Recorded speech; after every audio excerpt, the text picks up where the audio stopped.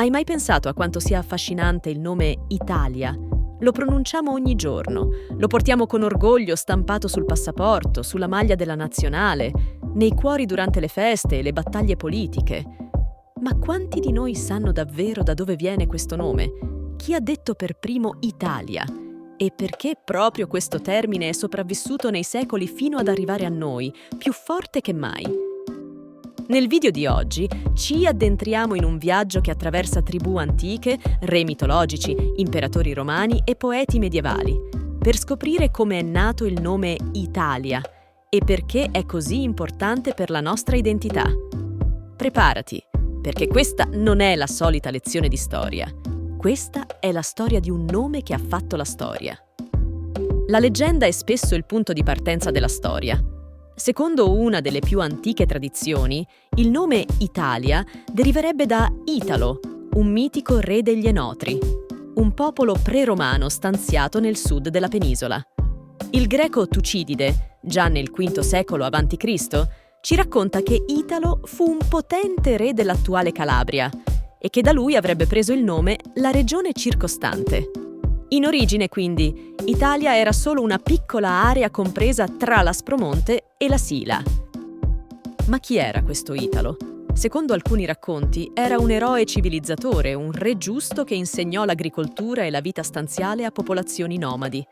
In altre versioni, addirittura, è un semidio, figlio di Ercole o legato a Saturno. Un nome, quindi, nato nel mito, ma destinato a passare dalla leggenda alla geopolitica. Ma attenzione, non è solo il mito a darci delle risposte. Secondo gli studiosi moderni, il nome Italia potrebbe avere una spiegazione molto più agricola.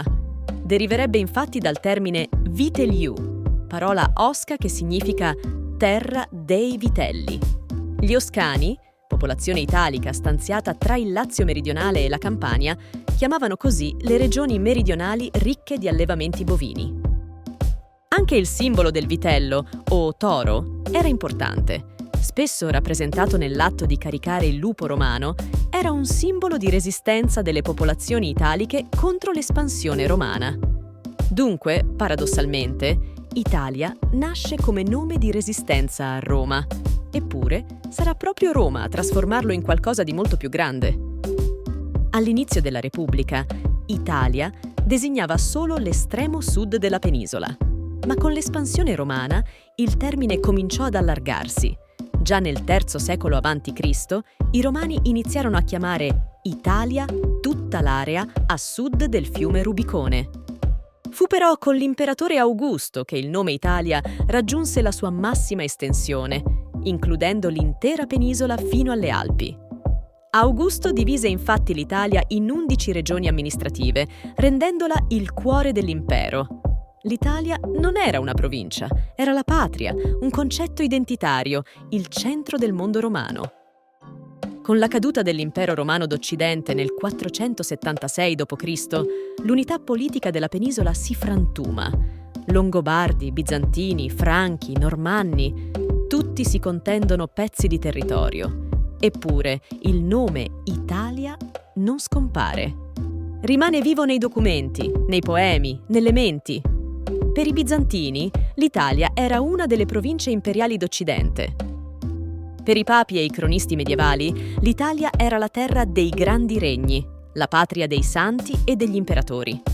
Nel XII secolo, il poeta Jacopo da Lentini, alla corte di Federico II, canta un amore che nasce in Italia bella, e Dante Alighieri, qualche decennio dopo, ne fa un vero e proprio vessillo politico e culturale.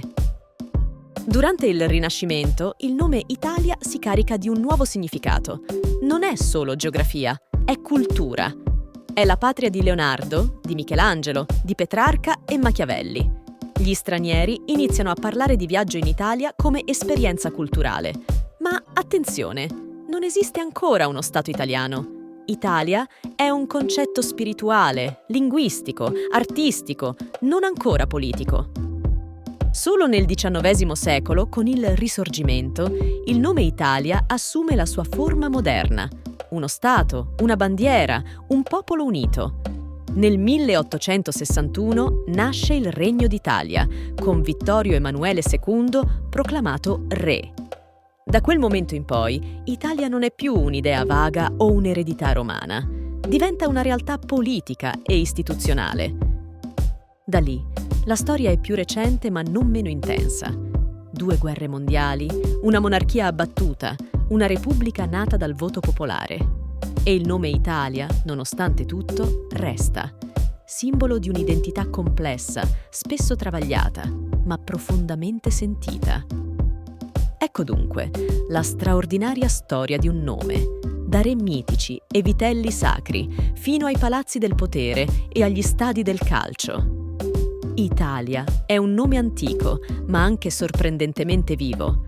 Ogni volta che lo pronunciamo, evochiamo millenni di storia, di cultura, di battaglie, di sogni.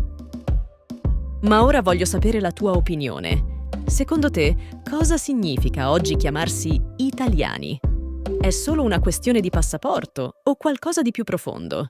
Scrivilo nei commenti. E se ti appassionano le storie come questa, iscriviti al canale Il Portale di Storia, attiva la campanella e unisciti a noi per scoprire il passato come non te l'hanno mai raccontato. Alla prossima!